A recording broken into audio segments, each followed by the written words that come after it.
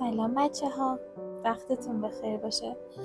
آقا من فردا امتحان دارم و جالب تر این که توی این درگیره امتحانی که دارم یه پستی داخل اینستاگرام خیلی ذهنمو مشغول کرد و نتونستم نیام نظر خودم رو بگم. حالا شاید این اولین ویدیویی باشه که من توی چنل یوتیوبم میذارم، ولی خب خواستم که نظر خودم راجع به این موضوع بگم. حالا ممکنه با نظر بقیه خیلی فرق داشته باشه، اما امروز داخل اینستاگرام یک پستی دیدم که نوشته بودش که اگر که یک فردی یک کاری کردش و بعدش از اون کار پشیمون شد، پشیمون 100% حتی، نبخشش.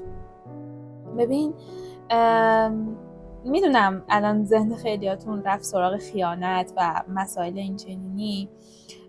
آره، خیانت بخشش نداره، ولی یه وقتایی موقعی که آدم میشینه فکر میکنه میبینه که تو با اون فردی که باهاش توی رابطه‌ای روزای خوب داشتی، روزای بد داشتی، شادی داشتی، خنده داشتی، یه سری احساسات خوبی بوده، یه سری کارهایی برات کرده که ممکنه خیلیا اصلا اون کارا رو برات نکرده باشن. حتی خانوادت، خیلی از کارهایی که مثلا اون شخص برات انجام داده کسی دیگه ای حتی خانوادت برات انجام نداده. میدونم خیلی وقتا داستان خیانت، داستان نادیده گرفته شدن، اولویت نبودن خیلی رو مخه. من اصلا موافق این موضوع نیستم، ولی اگر کسی یک حرکتی بزنه و بعدش به شدت پشیمون باشه، طوری که مثلا این پشیمونیش رو راهی برای جبران بذاره ها، نه اینکه مثلا صرفا بگی نه من پشیمونم و اینا، نه، پشیمون لفظی نه، طوری که بعدش بیاد و دیگه اون کار رو تکرار نکنه. میدونم برای کسی که بهش این احساسات القا شده خیلی سخته که بخواد دوباره برگرده به همون حالتهای قبلی، اما اگه پارتنرتون این قابلیت رو داره که بیاد و راجع به این مسائل با شما صحبت بکنه، سوال ذهنیتون رو برطرف بکنه، اطمینان خاطر به شما بده و از همه مهمتر دیگه اون رفتاراش رو تکرار نکنه و مدام در پی این باشه که روزهای بهتری رو برای شما بسازه، حتی از روزهایی که با هم داشتین بهتر، به نظرم ایرادی نداره که اگر آدم یک فرصتی بده. ببین، برای کسی که یک کس دیگر رو دوست داره، برای یک نفری که پارتنرش رو دوست داره واقعا و منطقی بهش نگاه میکنه، وابسته بهش نیست ولی دوستش داره، خیلی سخته که راحت بگی که نه، طرف بهت خیانت کرده جدا شو. بعد ببین بچه، خیانت چند مدله و بستگی داره که شما چه مدلش رو تجربه کرده باشین. مثلا بعضیا خیانت رو برقراری رابطه جنسی میدونن، بعضیا خیانت رو صحبت کردن احساسی میدونن و بعضیا کلا تعریفشون از خیانت چیز کاملا متفاوتیه، چیزی که اصلا ممکنه تو ذهن من و شما نباشه. حتی مثلا صحبت کردن خیلی عادی با یه همکار رو ممکنه که خیلی خیانت بدونن. خب دیدم که دارم میگم، یعنی صرفا حرف همینطوری نیستش، ولی خب تعریف شما از خیانت باید مشخص باشه و اگر اون شخص اون خط قرمزی که شما همیشه داشتین توی زندگیتون روی اونها پا بذاره، یه جایی مجبوری با تمام احساس دوست داشتنی که داری رها بکنی و دیگه هیچ راه بازگشتی هم نمیتونی بذاری. میدونی خیلی وقتا ما یک نفر دوست داریم، خیلی هم دوست داریم که اون فرد توی زندگی ما بیاد و دوباره همه چیزو از نو بسازه، اما به شرط اینکه خودش هم بخواد.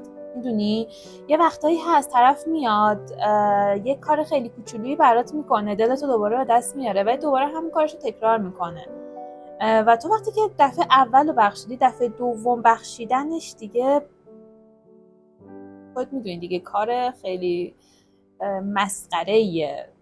موقعی که یک بار فرصت دادی، دفعه دوم اگه فرصت بدی دیگه خودت داری به خودت ضربه میزنی.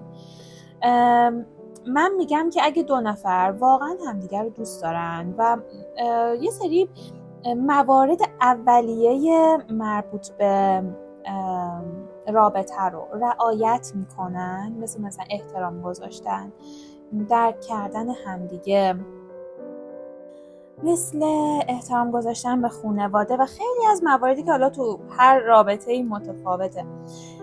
اینها رو خیلی اوکی هم باهاش و بر هم چیزی کم نمیذارن و بنا به گذشته‌ای که حالا اون فرد داشته یا اتفاقاتی که تو زندگیش افتاده بر حسب اجبار و مجبور شده که اون حرکت رو بزنه و یا در مواقعی که خودش هم خیلی رضایت نداشته که این کار بکنه ولی از طرفی نمیخواسته دل شما رو بشکنه. حالا من این کارش رو توجیه نمی کنم، اما اگر که یک همچین حالتی هم بود بهتره که همیشه قبل از اینکه سریع یک رابطه رو تموم بکنین، کات بکنین، منطقی بشینین صحبت کنین. هم روی صحبت هم با پارتنریه که بهش خیانت شده، هم کسی که خیانت کرده، هر دوتاتون بشینین با همدیگه صحبت بکنین، فرار نکنید از موضوع، چون که شما دو نفری هستید که اگر این اتفاق نمیافتاد همدیگه رو خیلی دوست داشتین و قطعاً دارید که میخواید به همدیگه فرصت بدید. خب میدونم که خیلی جاها شنیدین که میگن نه فرصت نده دیگه تموم شد. من میگم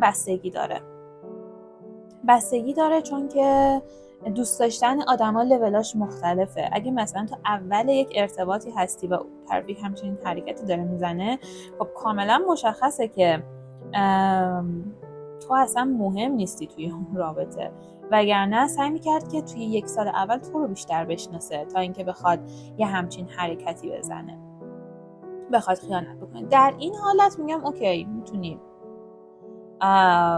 کلا رها کنی. البته اگر بتونی افرادی که وابسته باشن به طرف مقابلشون، خیلی طرف مقابلشون رو دوست داشته باشن، براشون واقعا سخته که بخوان همینطوری بذارن برن.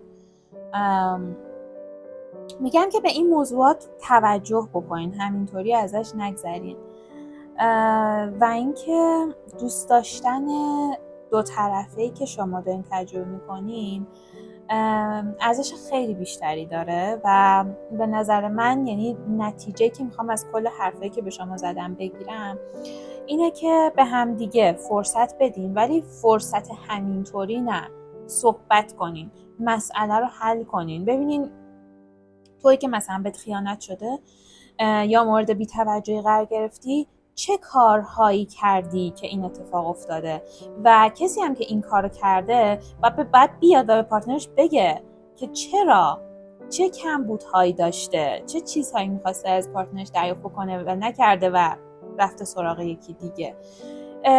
به نظرم خیلی از مسائل با صحبت کردن حل میشه، به شرط اینکه دو نفر واقعا بشینن و راجع به این موضوعات صحبت بکنن.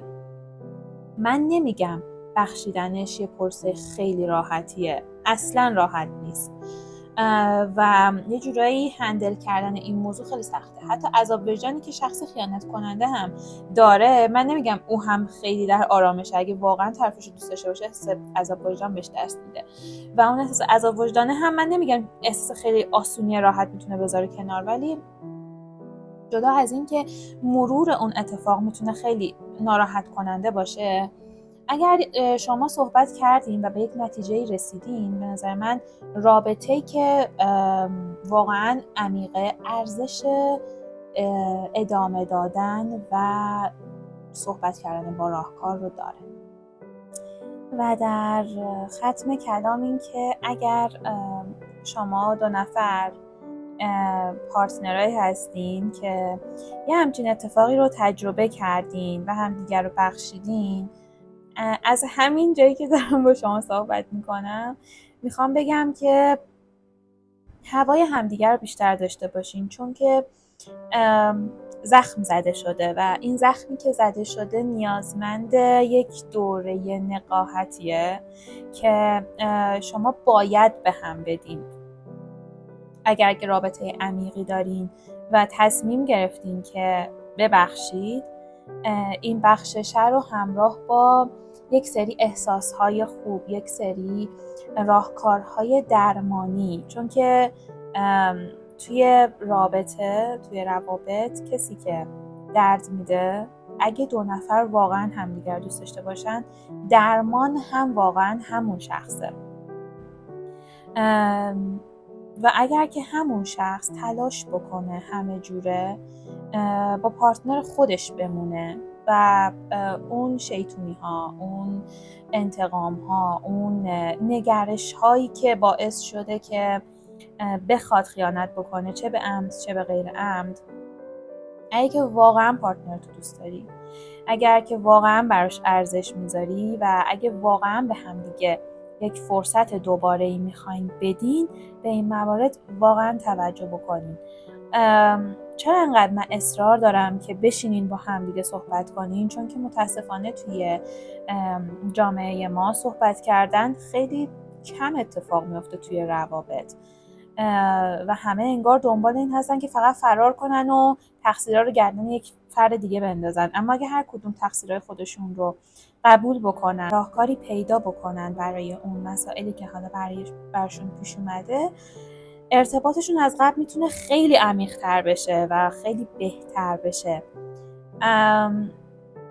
چون سخته، واقعا سخته یک نفر دوست داشته باشی و بدون صحبت کردن، بدون اینکه بخوای یک بار دیگه یه زندگی خیلی بهتری رو باش تجربه بکنی، همینطوری بذاری بری. انگار یک داستان نیمه نوشته شده است، انگار یک کتاب بازیه که تو تا آخر نخوندی و به انتها نرسوندیش و تا وقتی که عمر داری در حسرت میمونی. مدام خاطرات بعدش، خاطراتی که با هم تجربه کردیم مدام مرور میشه و این خوره خیلی بدتریه که میفته به جون آدم.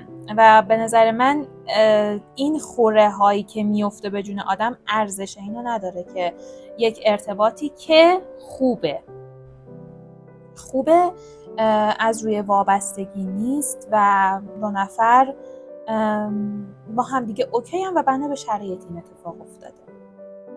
اگر که همدیگر رو بخشیدین، با راهکارهای جدید برین جلو، اشتباهات قبل رو تکرار نکنید و هر جایی هم که احساس کردین که میخواید یک چیزی رو از پارتنرتون مخفی بکنید، به نظر من هیچ وقت مخفی نکنید، بشین صحبت بکنید راجع به اون موضوع. صحبت کردن استرس های مخفی کردن اون موضوع رو میذاره کنار، دیدگاه های جدیدی میده. ممکن اصلا پارتنرتون یهو یک راهکاری به ذهنش برسه که شما اصلا فکرشو نمی‌کردی و فکر می‌کردی که من اگه مخفی کنم خیلی بهتره، من خودم میتونم این مسئله رو حل کنم، من پارتنرم دوستم به خاطر اینکه اون ناراحت نشه من مجبورم این کارو انجام بدم، پس اینو بهش نگم. نه، اگر هم توی یه همچین شرایطی هستین، با پارتنرتون یک همچین مواردی رو به اشتراک بذارین و نگران این نباشین که اون ناراحت میشه. چون اگه او قراره که با دغدغه هایی که شما دارین تجربه میکنین سریع ناراحت بشه و بذاره بره، آره واقعا بذار بره. چون که آدم توی یک همچین دغدغه هایی که قرار میگیره و پارتنرشو در جریان قرار میده دنبال راهکاره، وگرنه توی شرایط خیلی عادی که حمایت کردن، تو حمایت رو تو شرایط عادی میخوای چیکار؟ تو شرایط سخت اون حمایت رو میخوای که هر پارتنری چه دختر چه پسر موظفه که توی رابطه این حمایت رو بده. به نظر من یکی از دلایلی که باعث به وجود اومدن خیانت میشه همینه که ما اول از همه نمی‌ایم راجع به اون مسئله صحبت بکنیم. ببین، خیانتی که از عمد باشه و از روی دلسیری باشه و دیگه کلاً با این کار میخواد کاری کنی که تو بری، که هیچ، چون که تکلیفش مشخصه. روی صحبت من با اون پارتنرایی که همدیگه رو دوست دارن و یه جورایی میخوان به همدیگه یک فرصتی بدن و توی یک شرایطی قرار گرفته بودن که مجبور بودن این کار انجام بدن و یا قرار دارن. و اگر تو قرار داری، این میتونه یه محکی باشه که پارتنر تو محک بزنی. تو الان داری توی شرایطی قرار میگیری که ناخودآگاه میخوای خیانت کنی و توی یه شرایط جبر قرار گرفتی مطرح میکنی با پارتنرت، اون حمایتت میکنه. منظورم نیستش که او تو رو میندازه تو اینکه برو خیانت کن، راهکار میده. حمایت منظورم همیشه اینکه هلت بده به سمت جلو نیست، وقتی هست بهت راهکار میده، میگه مثلا اگه این کار رو بکنی خیلی بهتره. یا یه وقتایی مثلا تو میشینی میبینی میگه نه این راهکار خوب نیست، بهتره مثلا یک راهکار دیگه ای رو امتحان بکنی. ولی همین صحبت کردن هم جلوی خیانت رو میگیره، هم این که ارتباط شما رو قوی تر میکنه، هم این که اجازه نمیده که دیگه اصلا نفر سومی وارد رابطتون بشه و ناخودآگاه کمبودهای رابطتون هم ریشه یابی کردید. خیلی دوستتون دارم. عشق باشید.